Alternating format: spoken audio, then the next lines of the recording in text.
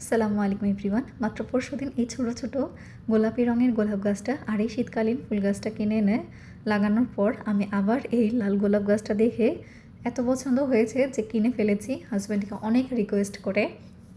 এই গোলাপ গাছটার গোলাপগুলো অনেক বড় বড় ছিল আর অনেক সুন্দর দেখা যাচ্ছিল, এর জন্য কিনেছি। আমার কাছে লাল গোলাপ একটা আছে, তারপরেও কিনলাম। তো গাছটা লাগানোর জন্য আমি 8 ইঞ্চির একটা টব নিয়ে ভালোভাবে ফুটা করে নিয়েছি যাতে পানি ভালোভাবে ড্রেন আউট হয়ে যায়। আর ভার্মি কম্পোস্ট নিয়েছি। গাছটা প্যাকেটটা ছিঁড়ে আস্তে বের করে নিচ্ছিলাম যাতে শিকড় একটুও না ছিঁড়ে যায়। গাছটা অনেক ভারী ছিল, আস্তে আস্তে করে মাটি আলগা করে নিচ্ছিলাম যাতে শিকড় একটুও না নড়ে। আর ঘাসগুলো আলাদা করে ফেলে দিয়েছি, মাটির দলাগুলো ভেঙে নিচ্ছিলাম। এর মধ্যে দিয়ে দিয়েছি অনেকগুলো ভার্মি কম্পোস্ট। ছোটোবেলায় আমার খুবই প্রিয় একটা খেলা ছিল মাটি আর বালু দিয়ে খেলা, আর দাদুর কাছে অনেক বকা খেতাম।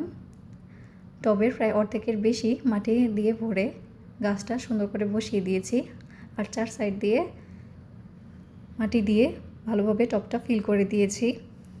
একদম চেপে চেপে ভরার দরকার নেই, হালকা ট্যাপ করে ভরে নিলেই হয়ে গেল। তো সুন্দর করে আমি গাছটা লাগিয়ে নিলাম। Thank you.